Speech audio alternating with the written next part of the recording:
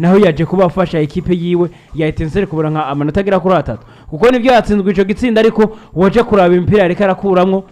ubwo barako batana mutwe na ekipe ya Mukura Victor Sport ni Kazama Kartire yari karakora ku kazi keza cyane kandi wabona ko ivyo arimwo ariko arabitahura nawe nizere yuko mu gihe yobandanya nkuko dushobora kubona Kazama Kartire mu minsi za nawe ashobora kugira comeback muri ekipe nationale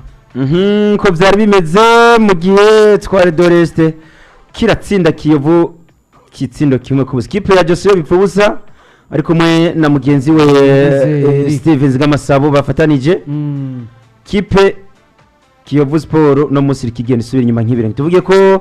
umumenyereza Joseph Bipfubusa atagira nivuye kumenyereza ama ekipe yo mu Rwanda canke yashikiye muri projet yubatswe n'abandi kuko siwe yatanguranye projet na ekipe ya Kiyovu ekipe ya Kiyovu novuga ko yatanguranye n'umukoca w'umuzungu muri championnat nkuru yo mu gihugu cy'u Rwanda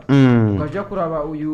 mukoca Joseph Bipfubusa n'umukoca navuga ko yari yagiye mu Rwanda yashije igikombe ekipe ya Bumamuru ashitse muri ekipe ya Kiyovu nanye byabanje kuba bimusaba umwanya utari muto kugira bikundika ashobore kuba girane kuba kugira ashobore kuba yomenyera muri ekipe ya Kiyovu Egirevre n'umukoca atari karaza konvenka mugana afise defete zige muri ekipe ya Kiyovu yari kumwe n'uyu Steven Zigamasabo nawe ibintu byo kumenyereza nta nivyo yaramenyereye novuga ko yari muzanye nk'icegera ciwe mugano novuga ko nawe yarawukinye hariho byinshi azi muri football ugiye kuraba n'uyu Joseph Bipfubusa ari kumwe n'uyu mukinyi Ndizeye Eric nanye nasanzwe akina muri ekipe ya Kiyovu bari kubagerageza kuba baraba ko ekipe ya Kiyovu yarangiza muri ekipe nka 6 za mbere mu gihugu cy'u Rwanda aho ugiye kuraba kuva uyu Joseph Bipfubusa ashitse novuga ko ata defete afise muri ekipe ya Kiyovu uno musaraza agatsinda bukiye akaza kagabura bukiye akaza agatsindwa mu ugiye kuraba amaegalization yari menshi kuyu Joseph Bipfubusa muri ekipe ya Kiyovu Sport ukaja kuraba amadefete usanga ari nka 2 cyangwa 3 kuva ashitse muri ekipe ya Kiyovu Sport insinzi nazo yene ziriko ziraboneka cyane novuga ko mu gihe bo muha umwanya agategura championnat nkuru yo mu gihugu cy'u Rwanda mu mwaka uza akarokrita abakinyi biwiwe urumva agafata ekipe ya Kiyovu akayitegurana kuko ekipe ya Kiyovu umwaka wezehejeje ari akabiri muri championnat nkuru yo mu gihugu cy'u Rwanda yarimo n'abarundi novuga batari bake nkuko nk'aba ba Bedig Bigirimana ba Pichu abiswe ba Kutinyo bose niyo bari rero novuga ko ni ekipe ya Kiyovu imaze kubimenyera aba barundi kuko ni ekipe ya Kiyovu imaze gucamwa abarundi batari bake kandi akagenda bahagirira ibihe byiza rero novuga ko nakajyo keza kuyu mukocha Joseph Bipfubusa muri ekipe ya Kiyovu Sport kuba ariko agenda yitwara neza tugiye tukavuga ko ekipe ya Kiyovu Sport iri kigenda isubira inyuma umenga tukaba dushizemo ibintu byo kugomba kwexagera canke kwihenda cyane kuko waje kuraba performance yatanguranye ndavuga Joseph Bipfubusa agishika muri ekipe wabona neza yuko nawe nivyo nkuko warutanga ko bivuga yarashikiye muri projet yubakitse yasanzeho kuko yaje kuba afata ekipe ndavuga bamaze gukina ama match atari make ariko araza aratanga umusaruro wiwe umusaruro naho rimwe na rimwe waza kubona ko uno munsi byaje bigakunda izo bikanka ariko ukabona ko reka ragerageza akurondera yuko nawe yofata ekipe ya Kiyovu akayikura ku rugwego yari iriko akarondera kuba nayo nayishikana akurundi rwego runakomakomeye nibyo byaje kuba binatuma n'abasore bacu b'abarundi bari muri ekipe ya Kiyovu bataza kugaragara muri ekipe nationale ndavuga nk'aba ba Eric Dizeye ugashira ko aba uyu musore aca ku ruhande wavuye kwa Bumamuru ndavuga bita Richard Kirongozi Bazombo ugashira ko ndetse na capitaine emblematique w'ibihe byose mu ma ekipe yagiye camwo nka za Rayon Sport ndetse no mu ntamba mu rugamba ndavuga Karim Makenzi ariko ni ekipe ya Kiyovu utibagira yuko muri weekend herutse nayo yari gutsinda ekipe ya Police nivyo niko ndazana nakubwira nyimba bari bavuye kubikora neza kwa Police nyimba bariko baraza bakabikora neza cyane mu yandi ma ekipe raba n'ikibanzo bita Joseph Bipfubusa yafatiye mu ekipe ntabwo ekipe ari ikirimo bisigura ko ekipe yiwe nayo ikiragenda igire rundi rwego irikiragenda ishika ko nivyo biba bigoye mu gihe ufashe ekipe ukayifatira hagati biba bigoye ko abakinyi baza kuba banakombinana canke baninjira namwe banamacingana kugira ngo baze ko banatanga byiza ariko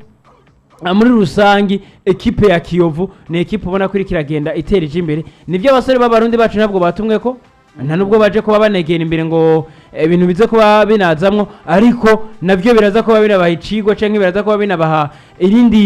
irindi somo baza kuba banavuga bati nyimbu no munsi byaje kuba byanka ati nyimba uno munsi byaje kuba bidakunda ko dutumwa ko muri equipe nationale ati nuko hari ibindi bibazo twari twahuye nabyo ati nuko hari umusaruro tutariko turashikana ko equipe yacu ati nubwo natwe hari umusaruro tutariko turishikana ko nk'abasore b'intama mu rugamba nivyo rero ndiko ndavuga kuri Richard Kirongoze Bazobwa ni navyo ndiko ndavuga no ku basore nka ba Eric Ndizeye ni navyo ndiko ndavuga no kumumenyereza ndavuga Joseph Bifubusa nawe we rero kuduza iyi performance kuri aba basore bacu ni nawe wo kuduza equipe yiwe ndavuga equipe ya Kiyovu Sport tugasubira kubona equipe ya Kiyovu isubira kuza guhatana nko mu myaka nk'ibiri cyangwa itatu heze kuko yari equipe mwiyo myaka ibiri cyangwa itatu heze wabona ko baza kubura igikombe kandi bakakibura mu mwanya muto canke mu majurune ya nyuma na nyuma navyo biraza kuba bigirane biraza kuba biza bigatuma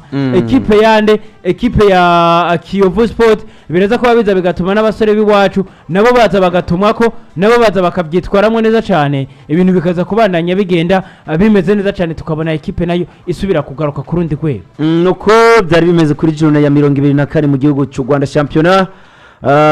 National Football League mu gihugu championnat nkuru y'u Rwanda mu kibanza cya mbere ni APR amanota 58 kibanza cya kabiri ni Rayon Sport n'amanota 45 mu gihe mu kibanza cya gatatu ni Musanze amanota 48 Mukura Victory ni ya kane n'amanota agera kuri 39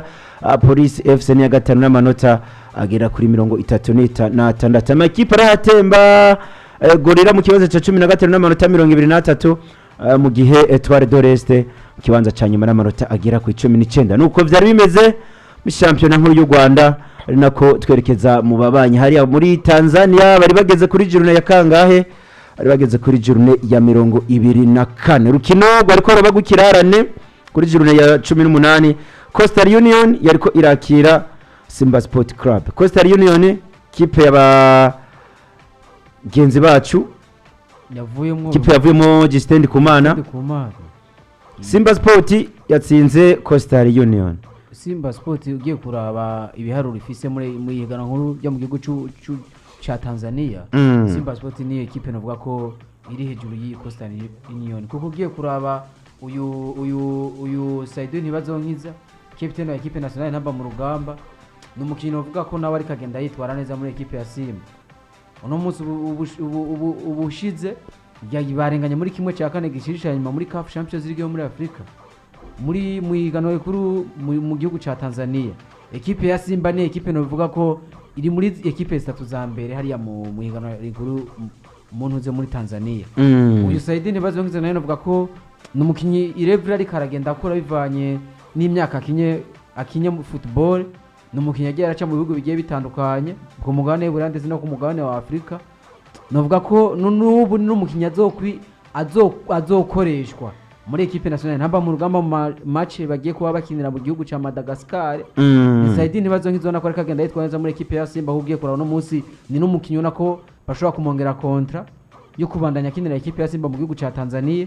rero navuga ko yari challenge ikomeye kikogwa n'uyu mukinyi w'umurundi Saidi ntibazonkiza ko bimeze Saidi ntibazonkiza yari yatanguye iminota igera kuri 11 mu girundi rukino yari na Mungo yariko iratsindwa na Young Africans ibitsindo 3-1 sore bacu Jonathan Ahimana yari yabanjemwo ndetse na mugenzi wacu Derike sore bacu b'abarundi bari bakinishijwe kwa Namungo ni n'amasore amaze kuba banabitumenyereza ndavuga muri equipe ya Namungo yaba Jonathan yaba Derike n'abasore bakunze kuba bakina cyane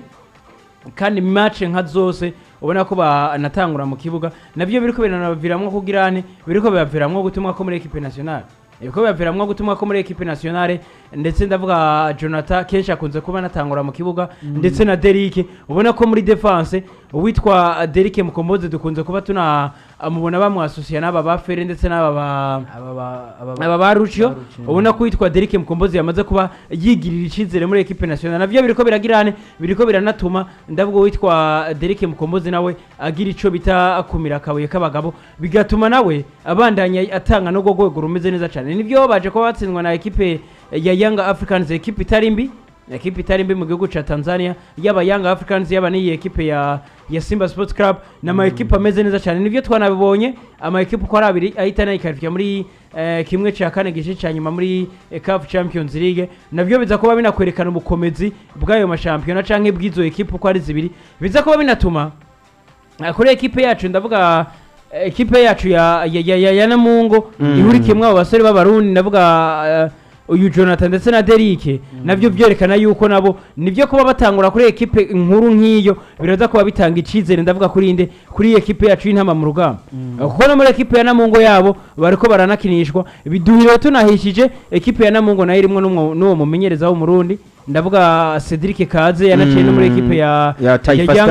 Africans yaraciye muri ekipe ya Young Africans ubundi yagiye kwa Namungo avuye kwa Yanga muri makurumva yarasubiye guhura na ekipe yahozemwo ekipe yaraze ariko ntibyaje kuba binagenda neza cyane baje kuba banatsindwa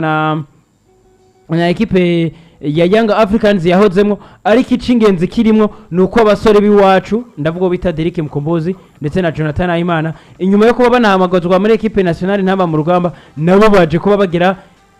ikindi kintu banishikana ko canke baje kuba bagira ikindi kintu banakora kuko baje kuba banatanguzwa mu kibuga nivyo Jonathan yaje kuba kubitwa amagora agira kuri 3 yari nyuma ya defense yaririnzwe n'uwitwa Derrick Mukombozi ariko nivyo gutsindwa na Young Africans ntabwo riba ariko sari komeye cyane ariko icingezi nuko kirimo nuko abasore wacu baba bariko bararonka iyo minota ikwiye yo gukira mu kibuga bikaza kuba yanatwongera natwe yuko abasore biwacu baza kuba bafise uwo mwanya wo gukina kandi baba bari en forme ndavuga physiquement mu gihe baza kuba baniyangaja canke baniyunga na equipe nationale biraza kuba bitanga yindi sura canke biraza kuba bitanga ikindi cizere yuko dushobora kubabona nabo bari muri forme.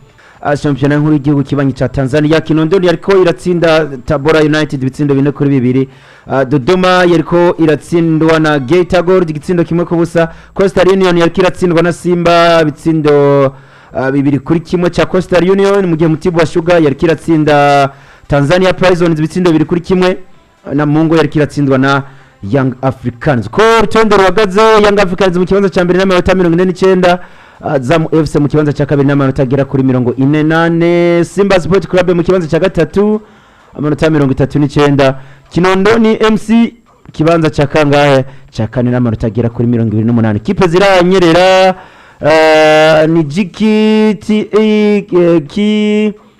ni GKT Tanzania mu kibanza cya 13 n'amanota agera ku 19 Mtibwa Sugar kibanza cya nyuma amanota agera kuri 15 nuko bimeze muri shampiyona y'u Rwanda na shampiyona yo muri Tanzania mu kanya gato tuze twinjire no kuvuga ku bandi basore b'abarundi n'ayandi mashampiyona yabo.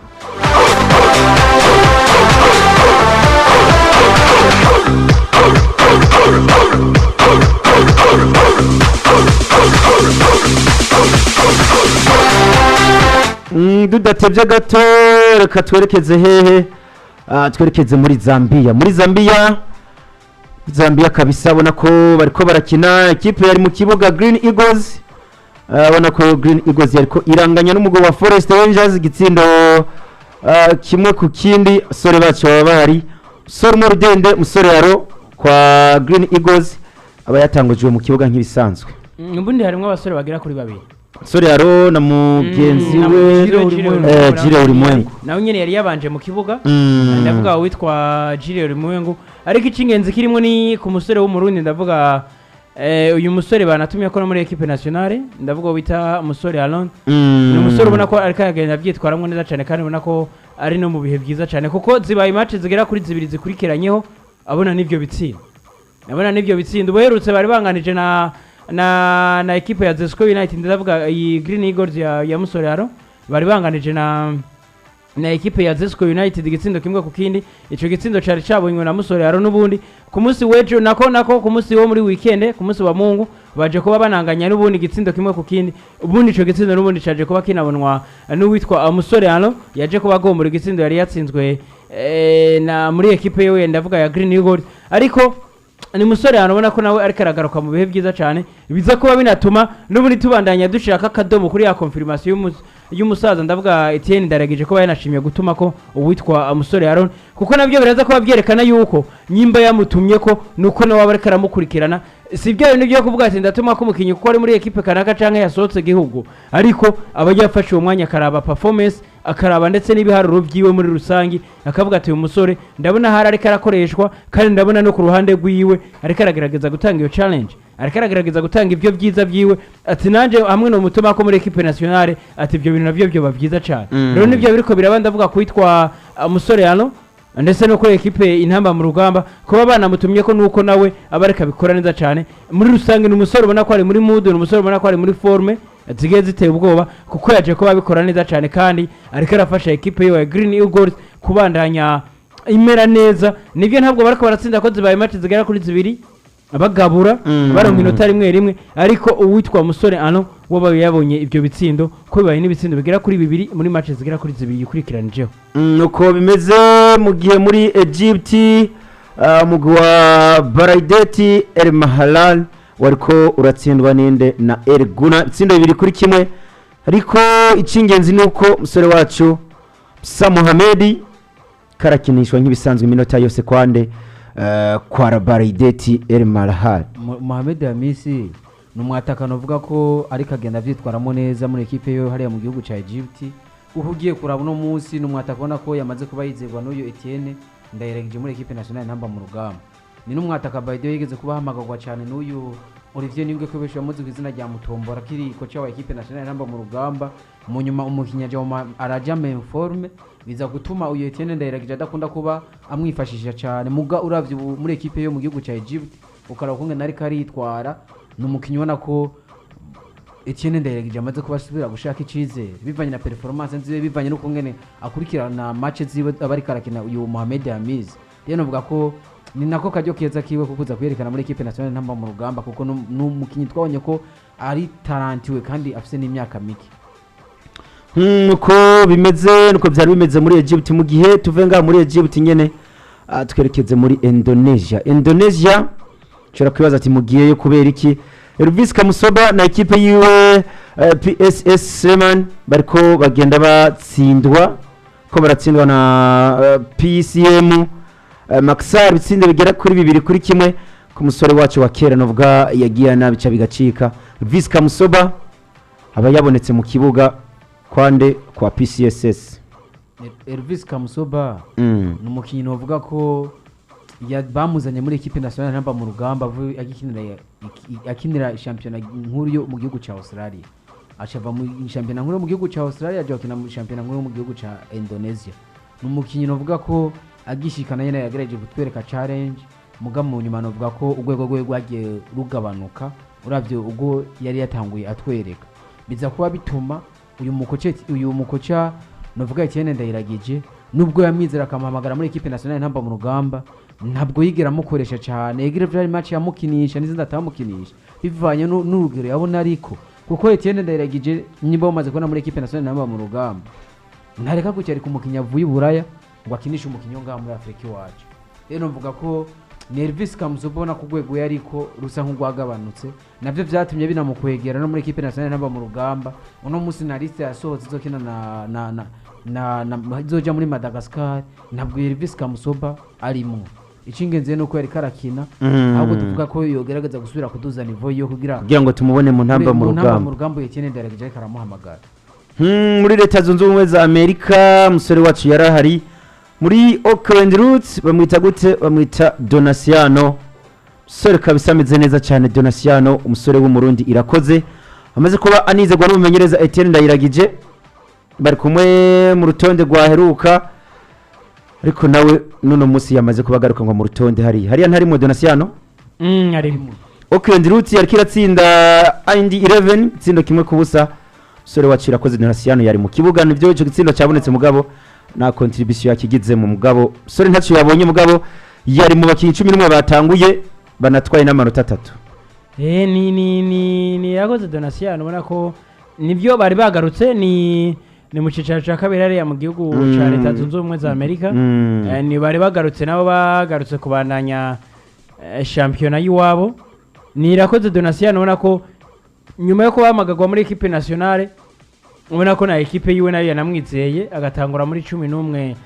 baza kuba banatangura nivyo n'umusore akunze kuba atumwa ko mu ntamba mu rugamba n'umusore atareka arakinishwa mu ntamba mu rugamba ariko kenshi kuva uwitwa Etienne Ndayiragije afata equipe nationale ndetse yanatangwe no gutumwa ko ndavuga equipe nationale kiri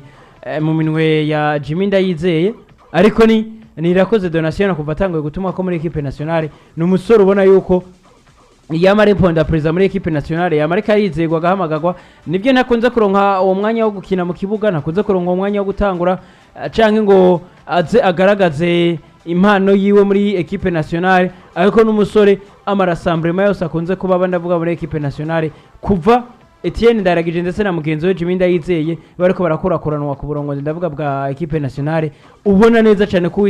kwitwa Irakoze Donatiano nawe ariko aratumwa ko cyane navyo bica biza bakatunezera mu gihe tubonye ko no muri equipe yo ya Auckland ariko arakinishwa, mu gihe tubonye ko ariko aratangura mu kibuga navyo biraza bigakonfirma neza cyane yuko nyimba Etienne yamwizeye canke nyimba staff muri rusange yamwizeye ikamuhamagaza nuko nayo yabonye yuko uwitwa Irakoze Donatiano nawe afite byinshi byo gufasha equipe nationale ntamba mu rugamba, biraza ko binatanga icizere, biraza ko binatanga n'indi sanamu imeze neza cyane kuri equipe yiwe ya Auckland, bigirange n'isanamu nziza cyane kwitwa Donatiano, bitange n'isanamu nziza cyane ku gihugu cy'u Burundi kuko kumva ko umusore wacu nawe ariko aratumwa ko kandi hari iwabo nabo bazabana no mwizera gakinishwa, biraza kuba bibana byiza cyane ndavuga kwitwa Irakoze Donatiano kuko nawe araza kubona yuko nyimba reka kura byiza cyane kwa equipe ya Auckland, nyimba reka kura byiza cyane muri leta zunze ubumwe za Amerika, biriko birabonwa n'abarundi insinzi bamukurikirana, biriko birabonwa na staff muri rusangi, nawe araza kuba yongereza ingufu avuga ati nyimba muri staff bariko baranyezera bakaguma bampamagaza ati wayi ntokongereza ingufu canke wayi ntoza ngashiramo izo ngufu kugira ngo